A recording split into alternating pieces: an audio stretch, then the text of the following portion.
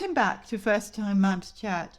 I hope you had an enjoyable festive season, and I wish you and your family well for a prosperous 2024. I've enjoyed having a short break, and I'm feeling refreshed and ready to bring mums helpful and exciting content during 2024. I'm kicking off this year with a second chat with Kelly Durbin. I spoke with Kelly late last year about how routine labour interventions can lead to difficulties with breastfeeding. Kelly is a mother of two, lactation consultant, childbirth educator, author and volunteer breastfeeding counsellor.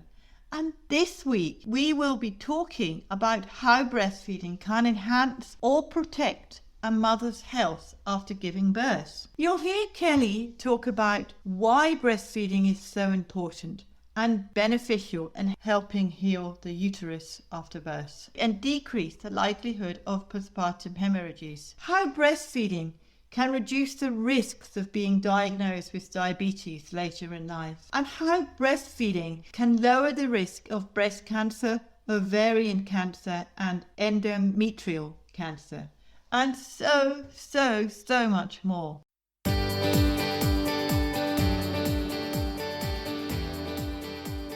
If you're a new mum, or if you're about to commence your parenting journey, then you'll know that many women in our modern fast-paced world feel alone and unsupported. Many are isolated and lack support from members of their family, such as their mothers or other close feminine role models. I'm your host, Helen Thompson, and I'm a childcare educator and baby massage instructor with many years' experience working with families. I started the First Time Mums Chat podcast in 2021 to help support mums as they face the challenges and struggles that parenting often involves, particularly when getting started for the first time. To help ease your transition into parenthood, I aim to offer supportive, holistic approaches and insights for mums of babies aged mainly from 4 weeks to 10 months old.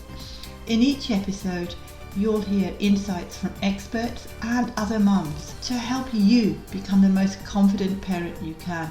Let's do this together. This podcast is for informational purposes only and does not constitute medical advice. Please contact a medical practitioner if you are concerned or have any medical issues.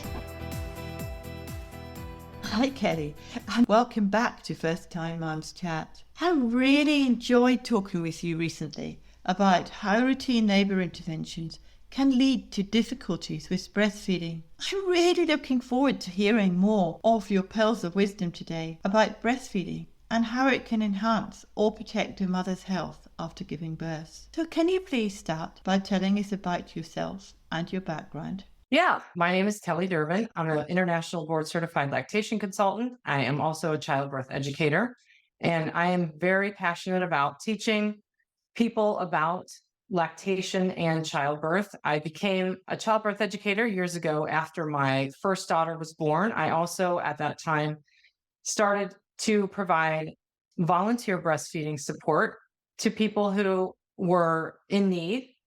And I felt very passionately about having the ability to reach people in the early days of breastfeeding or during my teaching of childbirth education in the days before the birth happens, because there's so much information about the birth process and breastfeeding. It pays off to do a lot of education and learning before your birth. So today, what we're going to talk about in terms of maternal health, this is information that anyone could learn during the pregnancy or after the birth. It's valuable information for anybody to, at any time, to learn about. Yeah, so as a lactation consultant, you've got a lot of experience in breastfeeding. So how can breastfeeding enhance or protect the mother's health in the short term, immediately after the birth of the baby? That's a great question. So immediately after the birth, the placenta is delivered after the baby is delivered. And that leaves a pretty large wound inside the uterine wall. And because the uterus can and does often bleed after birth, it's imperative that the uterus begins to shrink and clamp down on the blood vessels in the space where the placenta detached from the uterine wall.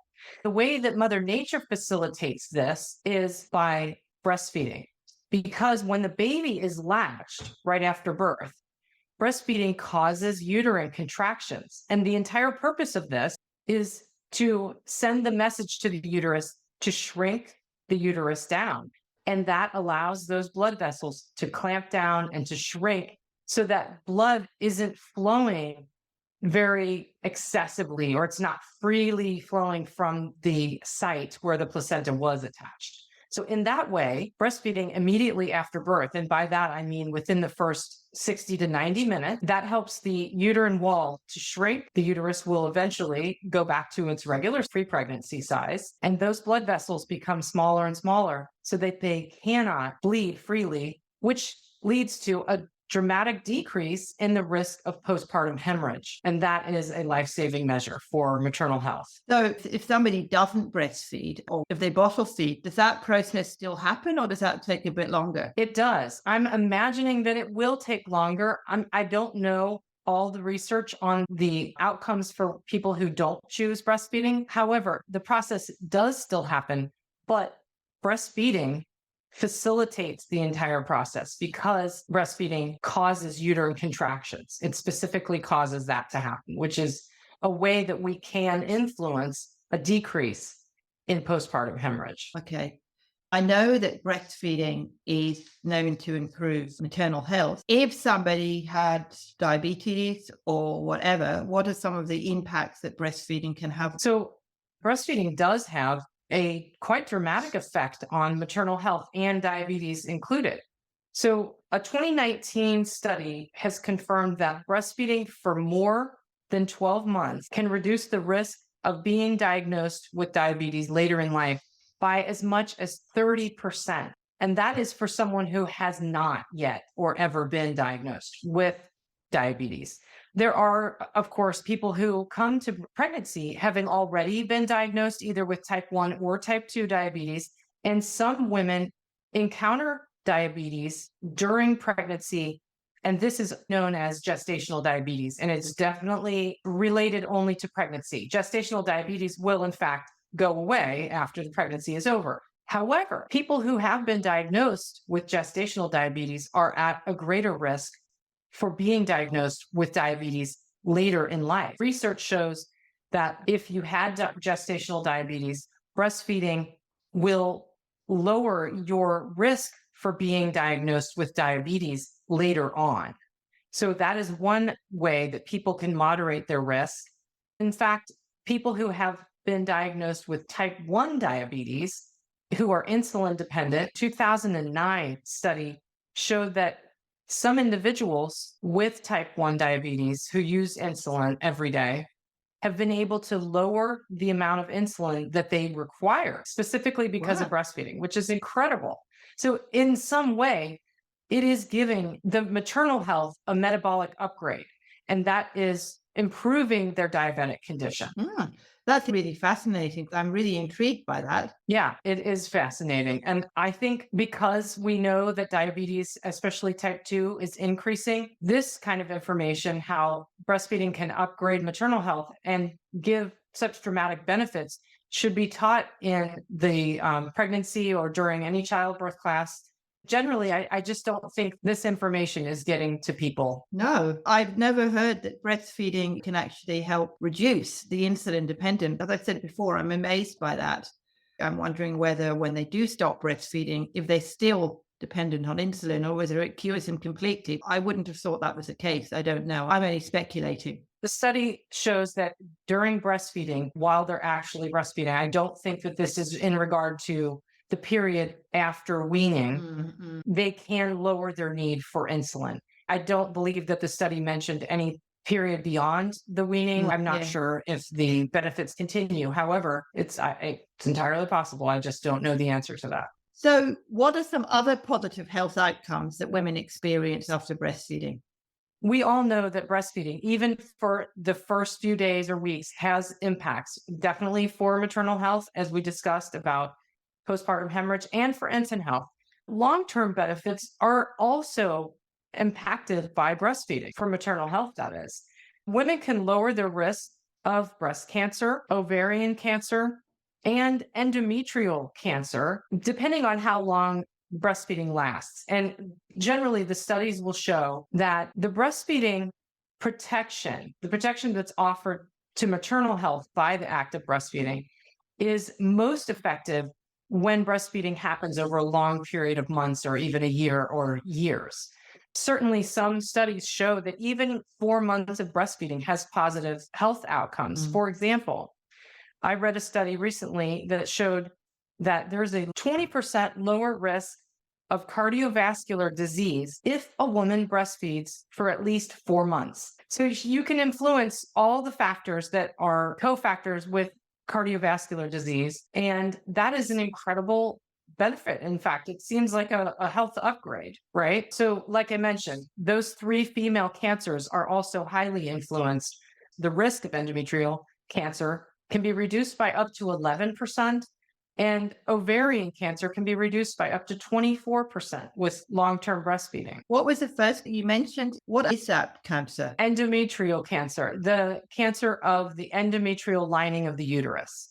Oh, okay.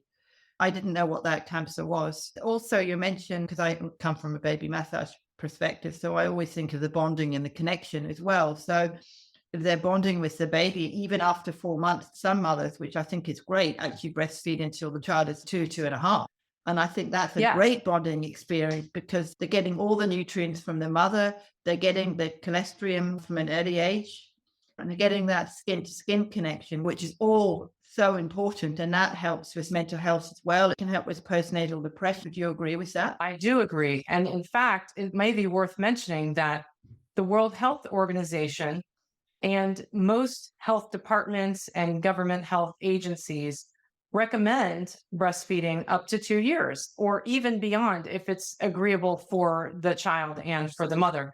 Many people have intentions and they set out to breastfeed for a year or maybe even longer. A lot of people just kind of leave it open-ended, but they find along the way that too many things are interfering with breastfeeding. And this is why I think many times when people read the information that you and I just discussed, for instance, all of these health benefits for maternal health, people think to themselves, oh, this is really fantastic. I want to be able to do this. But a lot of times what I find, especially in lactation counseling, is that folks just can't make it work for various reasons, either going back to work or some condition came up with the infant or some kind of breastfeeding problem derailed their intention to breastfeed. There are literally tons and tons of problems that come up and interfere with breastfeeding.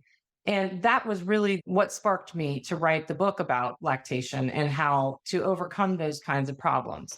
In terms of what the recommendations are, I know that the World Health Organization, the American Academy of Pediatrics, and very likely government agencies and even the Australian Breastfeeding Association likely recommend the longer term breastfeeding if people can do it. So 2 years is the World Health Organization's recommendation. And I just want to put out there to mums that if they can't breastfeed, there's nothing wrong with not being able to breastfeed. I know there are a lot of mums out there who really want to breastfeed or choose not to breastfeed, and it's their decision. Absolutely. And I have learned over the years that people have incredibly diverse reasons for either intending to and not being able to, or not intending to from the start and having to choose formula or making that choice for themselves. As a breastfeeding supporter and lactation consultant, I try never to assume that someone is making a poor choice because frankly, it may be the best choice for their health, for their mental health, or for some condition that isn't obvious to me as an onlooker. So I never want to judge folks who opt not to or can't breastfeed. But I do say that I have learned over the years, truly, that more people want to do it and are prevented from breastfeeding because of the various circumstances that interfere, things that come up in their life and they get derailed. I feel that we need more systems worldwide, not just here in the States. We need more systems that support people in reaching their own breastfeeding goals. Because what we find is people set goals and sometimes, it's not everybody, but sometimes they can't reach the goals because of all of the sabotage, things that come in the way. So it is definitely not something that is always easy. I will say that. Yeah, I remember my mother breastfed my older sister, but she couldn't do it for very long. I have no recollection of why. I think in those days they didn't have the support that we have now. So when I came along and my younger sister came along, mum just decided, right, that's it, I'm not going to breastfeed. Right. And what's odd, Helen, is that your story is exactly the same as mine. My older sister was breastfed for 6 weeks, and my mother decided, I think she got a cold, and it was difficult because my sister had a stuffed up nose and she couldn't breathe while she was at the breast. My mom switched to formula at the time, and her next two children, one of which was me, she felt more comfortable using formula. That was where she knew how to operate. And there was no breastfeeding support. It just didn't appear. So people didn't have all the information. And still, many people are operating on lack of information. So I do make it part of my mission to help teach people about this. So you mentioned your book earlier. Does your book cover everything that we've covered here? Is there anything that it covers that we haven't mentioned that you can discuss briefly? Sure. The book is divided into two distinct parts. Part one is about all the things that you can do to support breastfeeding. So, supportive measures that you can take during your pregnancy to plan a low intervention birth, and things that you can do after the birth that are positive and that enhance breastfeeding. Part two is about all the things that can come in the way, that can sabotage breastfeeding or cause you to be derailed from your breastfeeding goals. In that section, I think I counted 76 items that I listed and discussed in terms of things that can sabotage breastfeeding. And in many cases, I give information on how to avoid it, or if you can't avoid it, how to deal with it or mitigate the long-term problems that that particular obstacle is bringing for you. So in that way, I'm trying to help put a spotlight on the real difficulty. We often have these breastfeeding report cards. Our government here in the US releases the breastfeeding report card, and they tell you in every state in the US, how are we doing?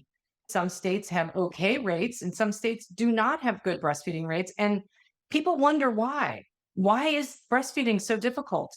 After being a volunteer breastfeeding supporter for 16 years, I can tell you that it's not related to individuals. It's related to this collective force of things that people encounter in their daily lives, people encounter during their birth experience. They may encounter interference from working, like going back to work or not having time to pump during the workday. And all of these things, even some of them might seem minor when you add them all up. This can cause sabotage for breastfeeding and real interference. And many people find that they don't quite reach their goal because of this. And that is what really caused me to think I have to help people in some way. And I really began creating this list thinking that I would teach this information in a class. After the list grew to be 50, 60 items long, I thought, this isn't something I'm going to be teaching face to face. So I eventually realized my best option was to write it all down in a book. So that's how the book was able to take place. I know in Australia that people encourage breastfeeding, and if somebody sees a mother breastfeeding in the street or breastfeeding in the park, it's a natural process. But in some cases, I think there are people out there that look at the mother and think, oh, you shouldn't be doing that here. You should be doing that privately in your own home. You shouldn't be doing it in the park. It's not okay to do it publicly. Is that the same kind of thing in the States? It really probably depends on where you live, but generally every year I read stories, I hear from people in my work as a volunteer that people are constantly being harassed for breastfeeding. In fact, breastfeeding is legal in any public place where the mother is legally allowed to be. So if she's allowed in a restaurant, breastfeeding can take place in a restaurant. However, people get harassed all the time. It happens all the time. Yeah, I don't think it should be that way because it's a natural process. It's natural for a mother to breastfeed a baby. And I think you can do it discreetly or you don't do it discreetly. It's entirely up to the mother how she does it. I don't think she should be harassed for that. I think it's her choice. And if they feel they want to do it in a restaurant, if they're taking their baby with them, what's wrong with it? I'm in agreement with you there. Absolutely. Well, I love what you've said about your book. Thank you for sharing all your information about breastfeeding, because it's a topic that I spoke about before, but not in so much depth, with the pros and cons of it. So if somebody wanted to find out about your book, how can they find out about it? Yes, my webpage is protectingyourpotential.com. You can find me there, and you can also find me on LinkedIn and Instagram. Well, thank you, Kelly, for being here, and thank you for your time. And it's been great talking with you. It has been wonderful talking with you, Helen. Thank you so much for being able to open your podcast to a topic like this. It is very important, and I appreciate you having me on today. Thank you so much.